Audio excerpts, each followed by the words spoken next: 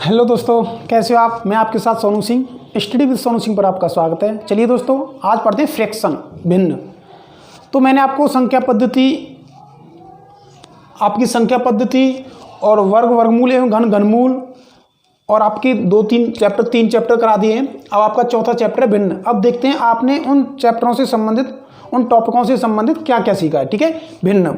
चलिए, ज़्यादा बातें नहीं करनी, सीधे मेन टॉपिक पर आते हैं। भिन्न किसे कहते हैं? जब किसी राशि को कई बराबर भागों में बांटकर उसमें से कुछ भाग ले लिया जाए, उसे भिन्न का रूप देंगे। मतलब कोई राशि है, जब किसी राशि को कई बराबर भागों में बांटकर उसमें से कुछ भाग ले लिया जाए, उस भाग को भिन्न का रूप देंगे। जैसे कि आपका मान लीजिए 4 है, ये आपकी 4, तो इसको कई भागों में बांटकर, तो इसको 1/4, 1/4, 1/4, 1/4, ये 4 भागों में बट गया। आप इसे जोड़ोगे तो 4 आएगा। तो इस भाग को, इसके प्रत्येक भाग को, मान लीजिए ये भाग ले लिया तो ये भिन्न कहलाएगा। ठीक है, जैसे माना हमारी कुल आय 4 रुपये है। माना हमारी आय क्या है? कुल आय 4 रुपये है। अगर उसे 4 बराबर क्षेत्रों में खर्च करें तो हमारा प्रत्येक खर्च का जो क्षेत्र होगा वो 1/4 होगा। हमारी जो कुल आय वो 4 रुपये, अगर उसे 4 क्षेत्रों में खर्च करें तो हमारी प्रत्येक खर्च का जो क्षेत्र होगा वो 1/4 होगा, जो एक भिन्न है। क्या है ये? भिन्न। चलिए, भिन्नों के प्रकार, कितने प्रकार की होती है भिन्न? दोस्तों, भिन्न है वो 3 प्रकार की होती हैं। भिन्न 3 प्रकार की होती हैं। सबसे पहले साधारण भिन्न, दशमलव भिन्न और वितत भिन्न। साधारण भिन्न, दशमलव भिन्न और वितत भिन्न। मैं आपको हर टॉपिक को 0 लेवल से स्टार्ट कर रहा हूं।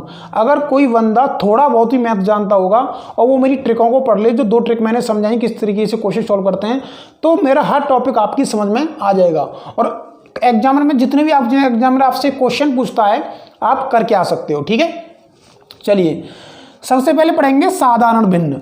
जो राशि x/y के रूप में होती है वैसे साधारण भिन्न कहते हैं। ऐसी राशि जो x/y के रूप में, ऐसी भिन्न जो x/y के रूप में होती है वो साधारण भिन्न होती है। जैसे 3/5 साधारण भिन्न है, 5/7 साधारण भिन्न है, 2/5, इस प्रकार के इत्यादि और भी हैं। चलिए पढ़ते हैं दशमलव भिन्न।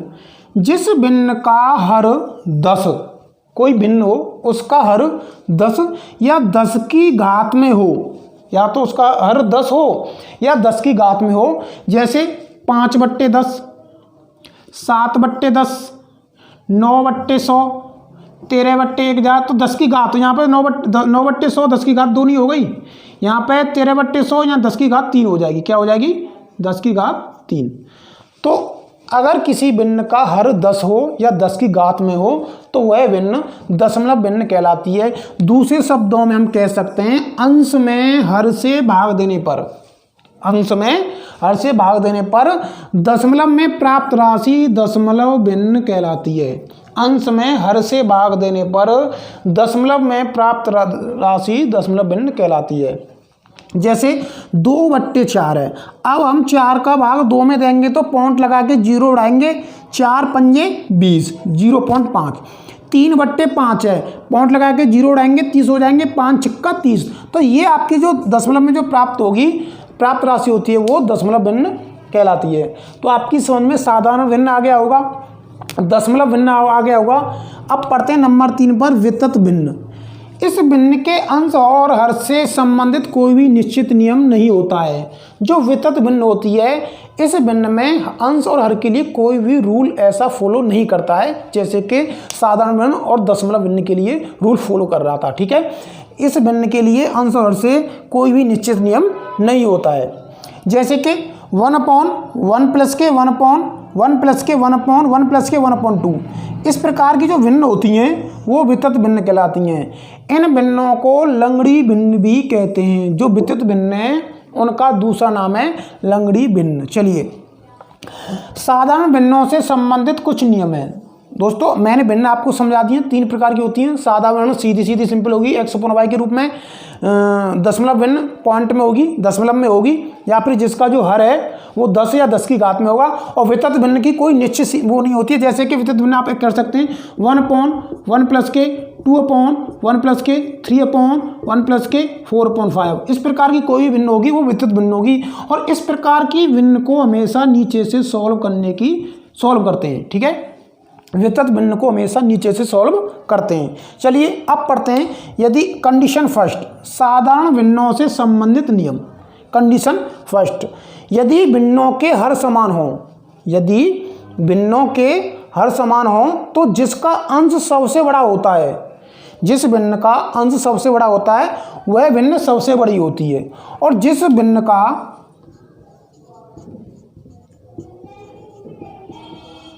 हर सबसे छोटा होता है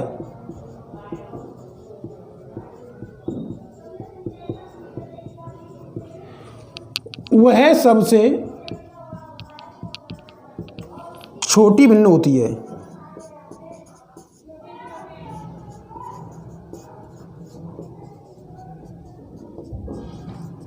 ठीक है, यदि भिन्नों के हर समान हो। अब दोस्तों दृष्टिकोण, यदि भिन्नों के हर समान हो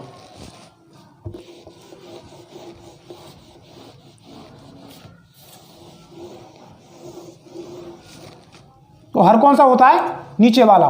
यदि भिन्नों के हर समान हो, क्या समान हो, हर समान हो,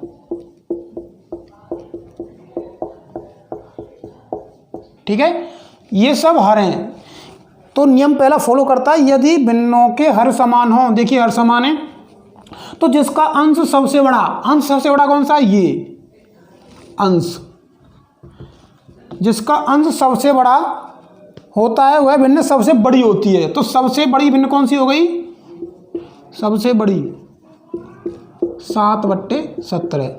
और जिस भिन्न का अंश सबसे छोटा होता है, जिस भिन्न का अंश सबसे छोटा होता है वह भिन्न सबसे छोटी होती है। ठीक है, छोटी भिन्न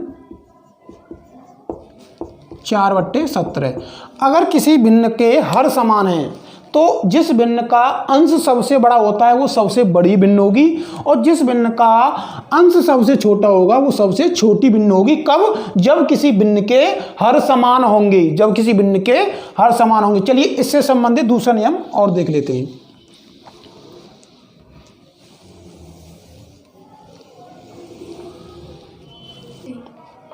चलिए कंडीशन नंबर 2 पढ़ते हैं। यदि भिन्न के अंश समान हो, भिन्न के अंश, तो जिस भिन्न का हर सबसे छोटा होगा, अगर किसी भिन्न के अंश समान हो, मैं अब यहाँ पे अंश की बात कर रहा हूँ, हर की बात नहीं। अगर किसी भिन्न के अंश समान हो तो जिस भिन्न का हर सबसे छोटा होगा वह भिन्न सबसे बड़ी होगी। जिस भिन्न के अंश समान हो, देखिए अंश समान है, जिस भिन्न का हर सबसे छोटा होगा, 8, 9, 11, 13 सबसे छोटा है तो ये भिन्न सबसे बड़ी होगी। क्या होगी, सबसे बड़ी।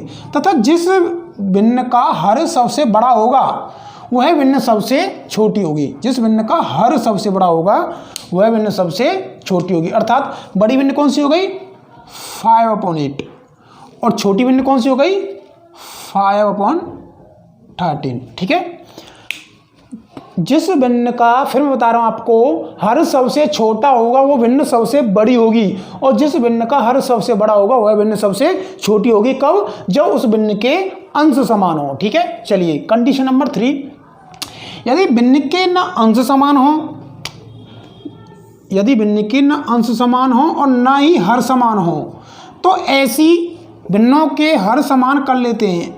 तो ऐसी भिन्नों के हर समान कर लेते हैं, अर्थात लासा लेकर। क्या लेकर, लासा लेकर। सपोज डेट, मान लीजिए 3/5, 2/3, 7/4 और 8/15 ये भिन्न है। ठीक है, अब हम कैसे कंपेयर करेंगे, कैसे तुलना करेंगे, कैसे पता लगाएंगे कौन सी भिन्न छोटी है कौन सी बड़ी है। तो दोस्तों इस प्रकार की भिन्नों में जिनमें ना अंश समान हो ना हर समान हो, तो आप इन भिन्नों के हर होते हैं जो हरों का लासा ले लीजिए। क्या लीजिए? लासा। तो हर क्या है? 5, 3, 4, 15। तो इनकी लासा आ जाएगा 15 चौके 60, 15 चौके 60, क्योंकि 5 15 में कन्वर्ट हो गया और 3 भी 15 में हो गया, 4 अलग है, 15 चौके 60, 5 तिया 15, 15 सेम हो गए और 15 चौके 60। ठीक है, लासा लेने की तरीका मैंने बता दिया। आप इस तरीके से 5, 3, 4, 15 लिख के और यहाँ पे कर सकते हैं भागोदी द्वारा। ठीक है, तो लासा कितना आ गया? 60। कितना लासा आ गया? 60। तो चलिए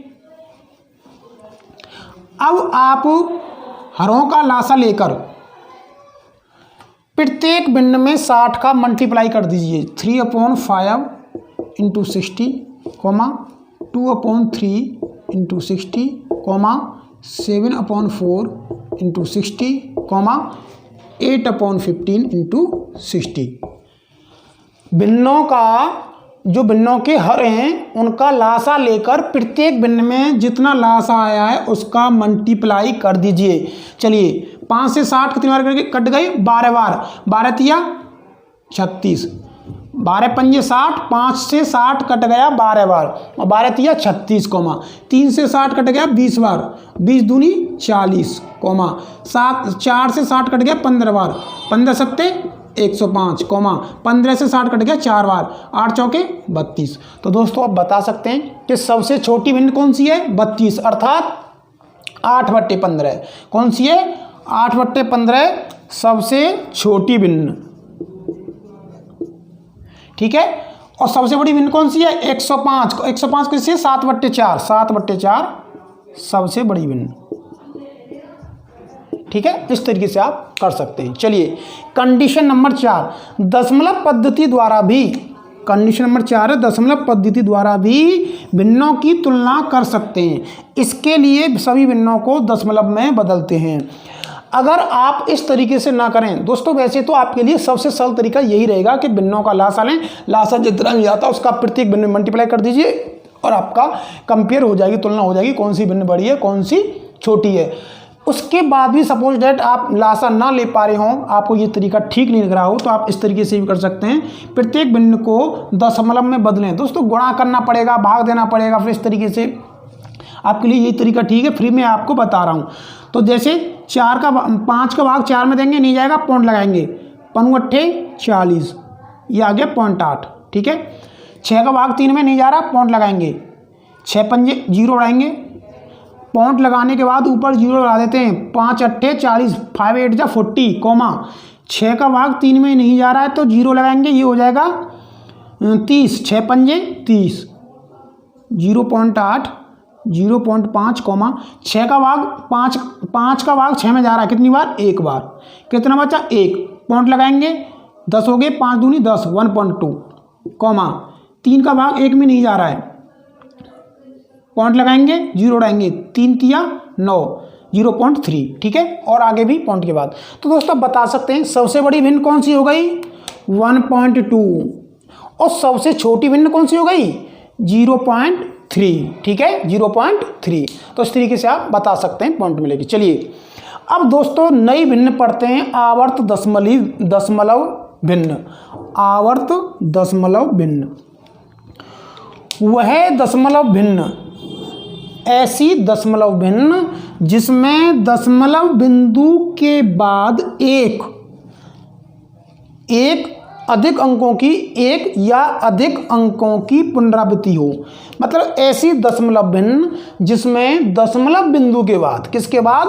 दशमलव बिंदु के बाद एक या एक से अधिक अंकों की पुनरावृत्ति। पुनरावृत्ति का मतलब होता है ऐसे अंक बार बार आए, पुनरावृत्ति हो, वह आवर्त दशमलव भिन्न कहलाती है। क्या कहलाती है? आवर्त दशमलव भिन्न कहलाती है। जैसे 1/3 है तो 1/3 में आप 3 का 1 में भाग देंगे तो 0.3, फिर एक बच्चा 0.3333 आता जाएगा। तो अर्थात आप कह सकते हैं 0.3 के ऊपर वार। ये वार अगर किसी संख्या के ऊपर वार लगा हुआ है तो आप सोच लीजिएगा उस संख्या की पुनरावृत्ति हो रही है। अब आप इसको ऐसे ना लिखकर 0.3 के ऊपर वार लगा सकते हैं। क्या लगा सकते हैं? वार लगाने से ये हो गया, आपको पता चल जाएगा कि 0.3 की 3333 की कई बार अनंत बार पुनरावृत्ति हो रही है। चलिए जैसे सपोज दैट 22/7 है।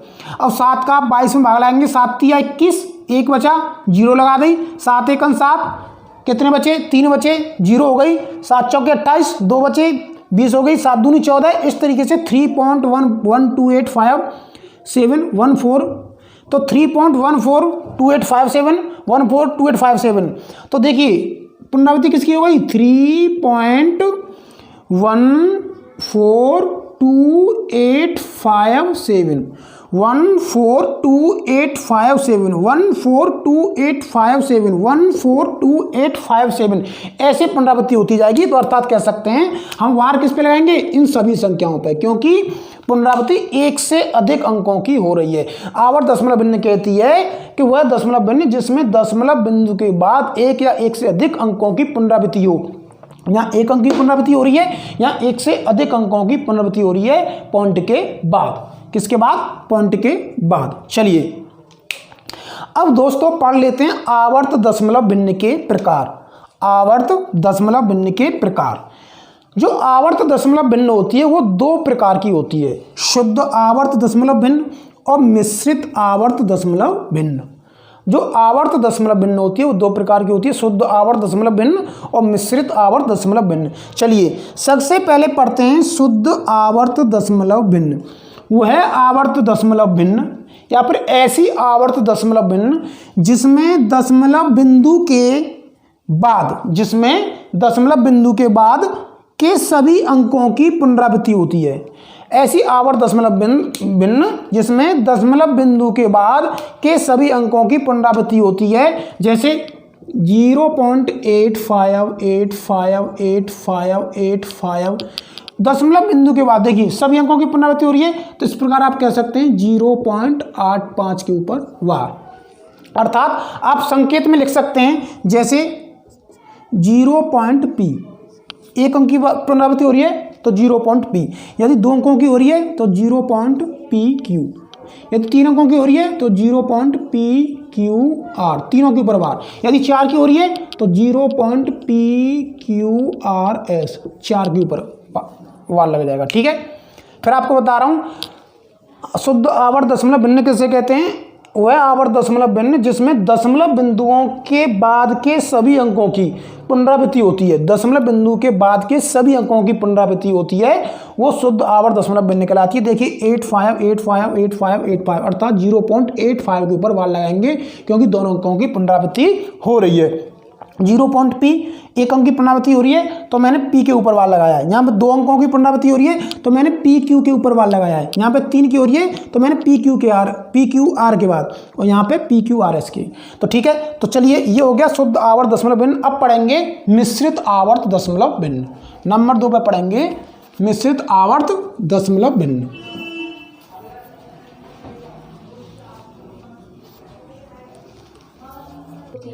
चलिए दोस्तों पढ़ते हैं दूसरी भिन्न है मिश्रित आवर्त दशमलव भिन्न। कौन सी? मिश्रित आवर्त दशमलव भिन्न। वह है दशमलव भिन्न जिसमें दशमलव बिंदु के बाद 1 या 2 अंकों के बाद वाले अंकों की पुनरावृत्ति होती है।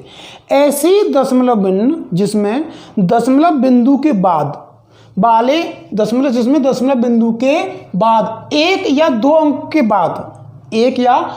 के बाद आने वाले अंकों की पुनरावृत्ति होती है।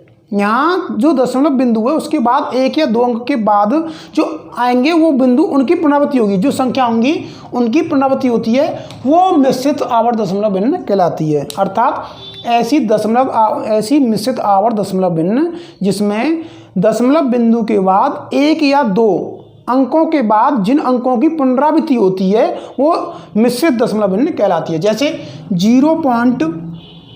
जैसे 0.243434, तो आप इसे लिख सकते हैं। देखिए यहाँ पे किसकी पुनरावृत्ति हो रही है, 0.2, 2 की पुनरावृत्ति नहीं हो रही है, 434343, अर्थात 0.243। तो बार किसके ऊपर लगाना है, 43 के ऊपर।